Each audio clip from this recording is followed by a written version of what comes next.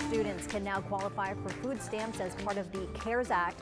In a letter sent out by the Texas A&M Corpus Christi Finance Office, students were notified that there is a temporary change in eligibility for the Supplemental Nutrition Assistance Program, or SNAP. The changes would expand eligibility to certain college students that qualify based off their family's income, but normally would be ineligible for the program due to being a student. So the criteria is students that have a 0 EFC or the estimated family contribution as determined by FAFSA, as well as need as determined by the institution's financial aid office. Parents' incomes are still factored into determining if college students qualify for SNAP for those under the age of 22.